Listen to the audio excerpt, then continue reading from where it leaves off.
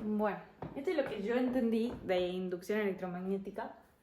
Eh, Primero es que para resolver los ejercicios, bueno, antes de entrar al tema de lo que es Faraday y eso, sí o sí hay que tener en cuenta la expresión del campo magnético que la sacamos con la ley de Ampère o la ley de Sabbat.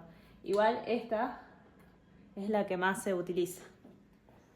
Eh, Después de tener bien en clara la expresión del campo magnético, que si bien puede ser una que tengamos que saber o alguna que nos dé la consigna que depende del tiempo, tenemos que saber el flujo magnético. Una vez que tengamos eso bien, pasamos a lo que es Faraday Lens. ¿Qué dice Faraday? Dice que cuando el flujo magnético a través de la superficie que está alrededor de un circuito cerrado varía con el tiempo, se induce una FEM, que es una diferencia de potencial.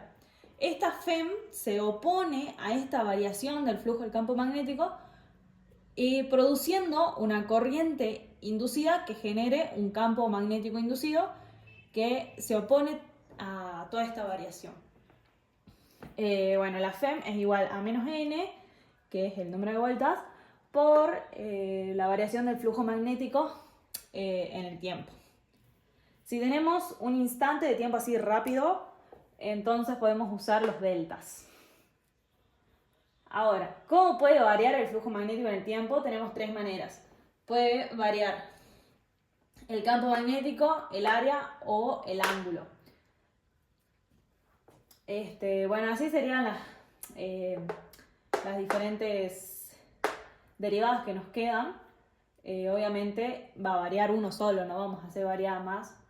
Y lo podemos ver, por ejemplo, en este ejemplo tenemos una espira, que es una superficie cerrada, y inicialmente ella no va a tener campo magnético. Después, en un cierto momento, yo le pongo este campo magnético que es entrante. Entonces, una vez que esto pasa, ¿qué sucede? Como el flujo magnético en el momento inicial era cero y después cambió, la espira va a reaccionar induciendo una FEM. Acá va a estar la FEM. Induciendo una FEM, una diferencia de potencial, que se va a oponer a esta variación, produciendo una corriente inducida. Esta corriente inducida lo que quiere es generar un campo inducido que se oponga a lo que pasó, porque ella quiere volver a tener lo que tenía antes. O sea, si antes no tenía campo magnético, la espira quiere volver a esta situación y como tiene un campo magnético entrante, va a inducir un campo magnético saliente de tal manera que estos se cancelen y vuelva a tener un flujo cero. Este campo magnético inducido nos va a marcar el sentido de la corriente inducida, que si nosotros tenemos una espira, como el campo inducido va a ser saliente, este va a ser mi B inducido. Mi B inducido va a ser saliente, entonces pongo el pulgar hacia afuera y encierro la espira. Este sentido de los dedos va a ser el sentido de circulación de la corriente inducida.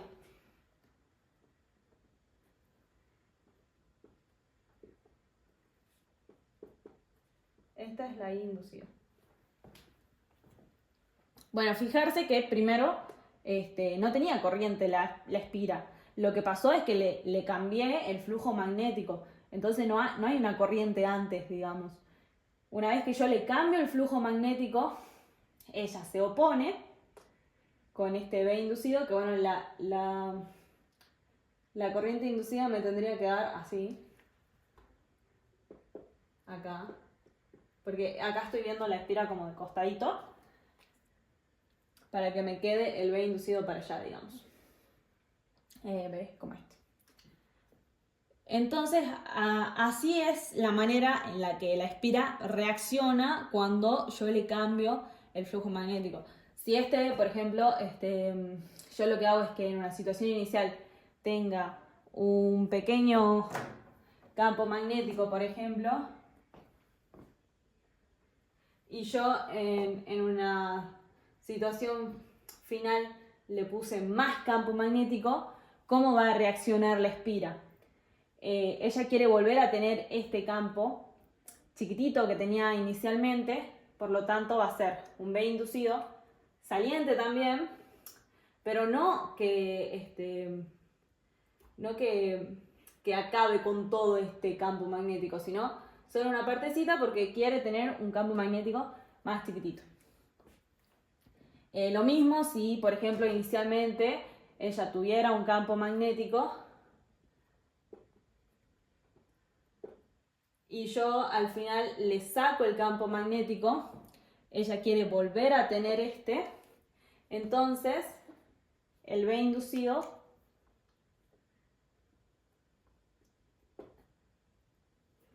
va a ser igualito a este para que se compense esta perturbación.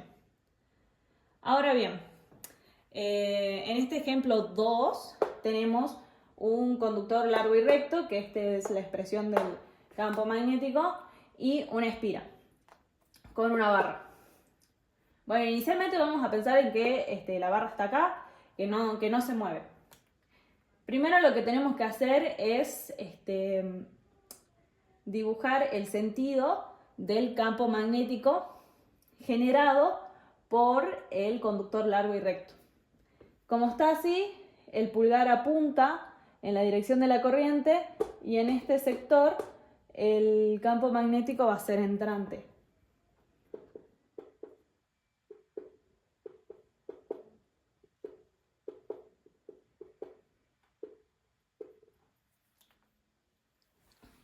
Bien, entonces, ¿qué sucede?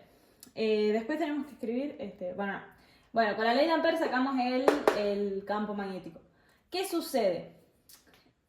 En cada punto de esta región, el campo magnético va cambiando. Suponemos que este es el conductor largo y recto y que, bueno, este es el lado de la espira. Es como si yo lo estuviera mirando desde acá, por ejemplo. Así. Entonces tenemos este espacio C que va acá y el lado de la espira que es A. El campo magnético acá es muy grande, pero a medida que va para cada punto que va siguiendo, se va haciendo más chiquitito. Entonces hay una variación del campo magnético dependiendo del punto en el cual se lo quiere calcular, que es dependiendo de R. Eso lo tenemos que tener en cuenta. Bueno, por ejemplo en el punto B nos pide el flujo magnético. Escribo la expresión, bueno, el coseno de phi va a ser igual a 1 porque le voy a poner un diferencial de área entrante en la misma dirección que el campo magnético, de todas maneras para que tenga un coseno 1. Y debemos escribir la expresión del diferencial de área. ¿Qué sucede? El diferencial de área es dx por dy. ¿Por qué? Porque el área de la espira rectangular es x por y. Entonces, si yo diferencio A, estoy sabiendo que acá el campo magnético varía tanto para estos puntos verticales como para estos puntos horizontales. Para todos los puntos va cambiando. Por lo tanto, tengo dx por dy. Y para evitar hacer una integral doble, entonces, lo que podemos expresar es b por dy. Vamos a tener en cuenta de que este lado va a ser constante, no va a cambiar. Pero vamos a ir calculando el campo para cada puntito que iría en el eje Y. Siempre se debe escribir el eje X y Z. Entonces vamos a tomar este como constante y vamos a ir calculando el flujo magnético en cada puntito así. Entonces una vez que escribimos el de A, pasamos a escribir el flujo magnético, que lo mejor es siempre escribir el campo magnético así completito, para no errarle a cuál depende del tiempo o eso después. Y esta R va a ser nuestra I, porque esto va a ir cambiando en el eje Y. Entonces B por DI, y esto es 2pi por I. Sacamos las constantes, nos queda DI sobre I en la integral. Entonces, ¿cómo vamos a integrar nosotros queremos integrar toda la región que esté en esta partecita, que es la parte de la espira. La parte de la espira en el eje Y comienza en la distancia C al conductor hasta la distancia C más A. Entonces, inicialmente comenzamos en C y terminamos en C más A. Bueno, integramos y nos queda esto. Ahora, bueno, en el punto C nos daba una corriente que depende del tiempo y nos pide la FEM. Calculamos la FEM, que es igual a menos n por la variación del flujo magnético. Ponemos menos n por d sobre dt. Escribimos el flujo magnético completo y prestando mucha atención en que la que depende del tiempo es la corriente. Sacamos todas las constantes y nos queda la integral de I de t sobre t, que bueno, es fácil porque es baja menos 1, es menos 10, con menos se hace más, e a la menos t, nos debería quedar ahí. En el punto D, lo que sucede es que vamos a tomar como que, bueno, esto no pasó, la corriente va a ser constante y esta barra que tenemos acá se va a mover a una velocidad v hacia allá, hacia la izquierda. Entonces ahora tenemos que volver a escribir un diferencial de área. Pero ¿qué sucede? Esta barra se está moviendo así. Entonces lo que nos está cambiando ahora en la espira, porque está cambiando el área de la espira, es la parte en el eje X. Entonces lo que podemos decir es que esta distancia B se va a ir cambiando a medida que la barra vaya pasando para acá, que es menos v por t, que es menos la velocidad por el tiempo en el que la barra se va moviendo. Entonces expresamos eso, v menos v por t, por el diferencial de I, porque seguimos calculando el flujo magnético para cada puntito I que corresponde a la espira. Expresamos eso, calculamos el flujo magnético. Ahora la derivada en la FEM nos queda d sobre dt por menos v por t, que es menos v, y con menos se va y quedan así. Entonces, yo lo que siempre hago en un ejercicio en el que, porque esta es la parte más difícil, en un ejercicio en el que la espira va cambiando por su área, primero que nada es escribir sí o sí bien el diferencial de área. Elegimos una parte que queda, no es que queda constante, pero sino que se puede expresar de esta manera para evitar poner el dx por dy y no hacer una integral doble. Entonces podemos hacer b menos b por t por di y calculamos para cada i diferente que corresponde al área de la espira. Y bueno, eso es lo que yo entendí, y de todas maneras también si te pide escribir lo que es ¿cómo se llama? El gráfico del flujo magnético, y te pide todos los valores representativos.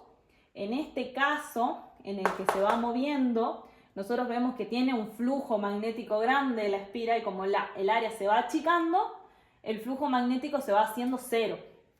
Entonces va a tener un decaimiento así que sea lineal. Debemos calcular el flujo magnético cuando todo está completito y el tiempo que tarda en que quede en cero. Ahora, ¿qué sucede con la FEM? Si nos piden graficar, la FEM es constante, la FEM no depende del tiempo en este caso. Entonces nos queda así.